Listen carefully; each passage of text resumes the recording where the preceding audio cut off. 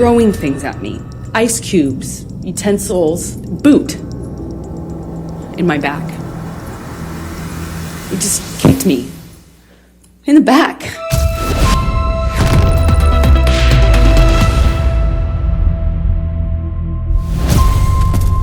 Hello detectives. A poll I ran a few weeks ago showed that lots of subscribers want me to investigate Amber Heard. So in today's video, let's look at a story she told in court about Johnny Depp allegedly slapping and kicking her on a private plane to see if she made it up. If you already think she's a liar, this video will still be interesting because she lies in a different way than the people we usually look at on this channel. Also, she still does maintain that everything she said in the Depp trial was true. If this is your first time here, I am the Deception Detective. I'm an attorney who has been trained in statement analysis, and this channel is all about teaching you how to spot liars. Without further ado, let's listen. And I, at some point in this, get up and move to the front of the plane, and I remember getting up so slowly. I didn't want to aggravate him. I didn't want to give him any excuse to pounce on.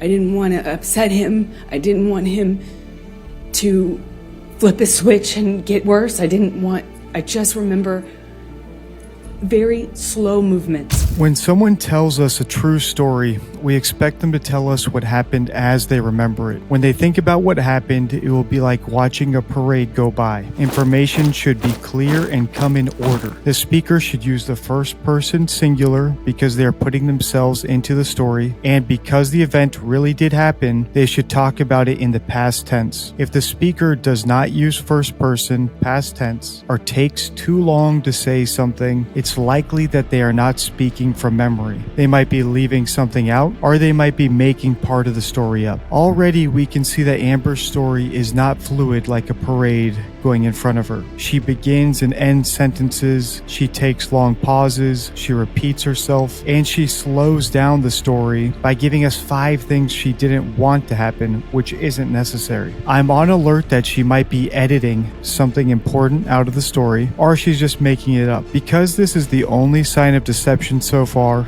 I'm going to let it slide. In statement analysis, we need more than one sign that someone is lying before we can say for sure that they are lying. So let's keep listening. I slowly get up and move to the front of the plane, and he starts throwing things at me. Ice cubes, utensils. He's calling me a go-getter and then an embarrassment, talking about what an embarrassment I am. I don't know how many times I moved seats. I wish I did.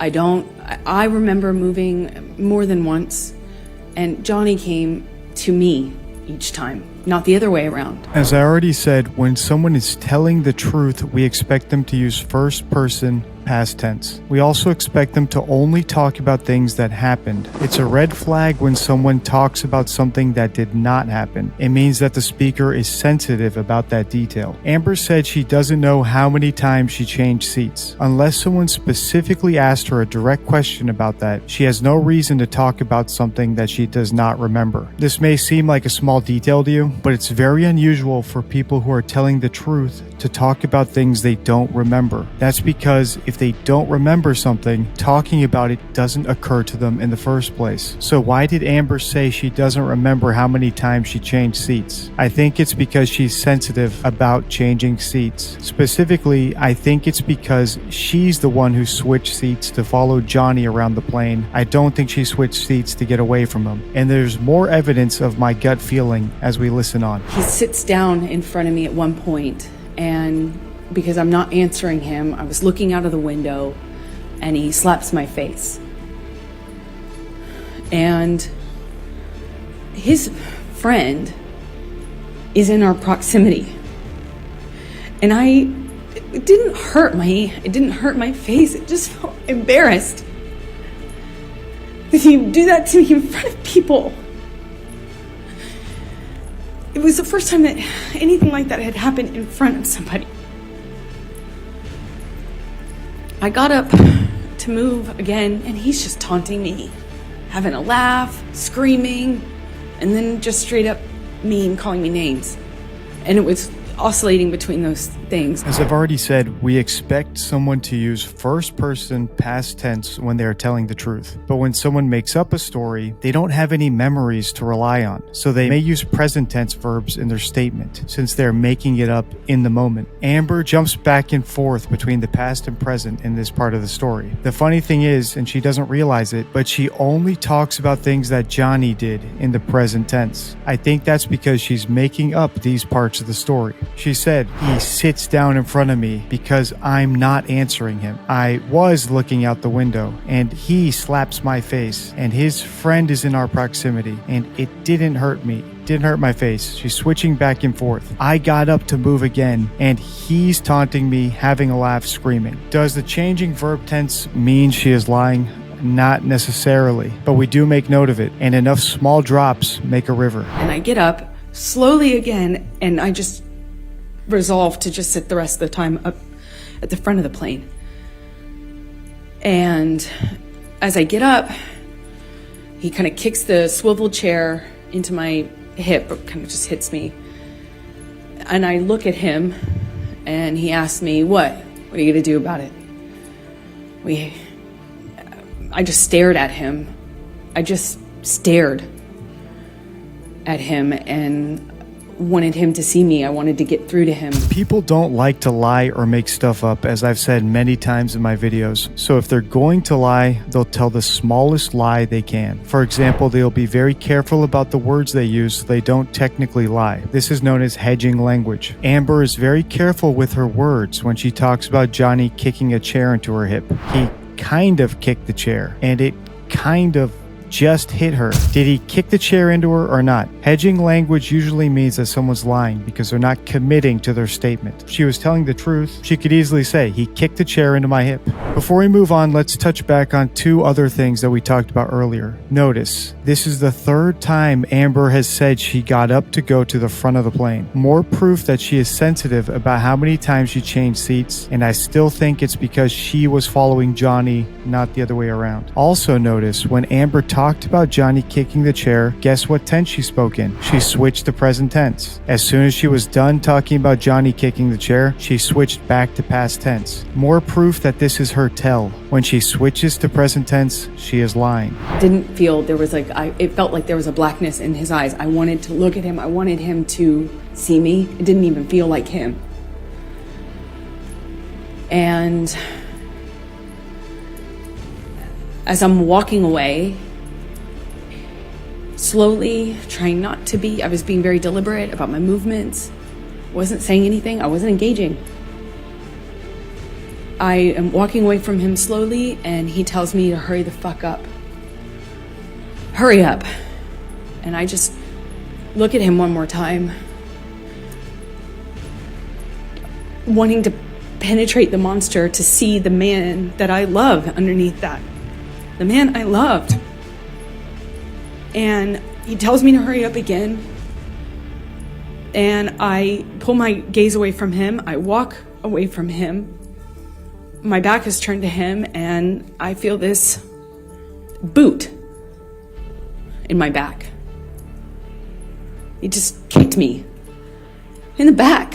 As I've already said, people don't like to lie or make stuff up, so if they're going to lie, they tell the smallest lie they can. When Amber described being kicked, she said, I feel this boot in my back. In the next sentence, she told us she knew Johnny kicked her. So why didn't she say something more specific like, I feel Johnny's boot in my back, or I feel Johnny kick me in the back, like we would expect? Why say this boot? I think it's because this part of the story is made up, and Amber cannot bring herself to specifically say whose boot kicked her because it never happened. This is Statement Analysis 101. She can't commit to a direct lie. Let's keep listening. I fell to the floor. I caught myself on the floor, and I just felt like I was looking at the floor of the plane felt like a long time.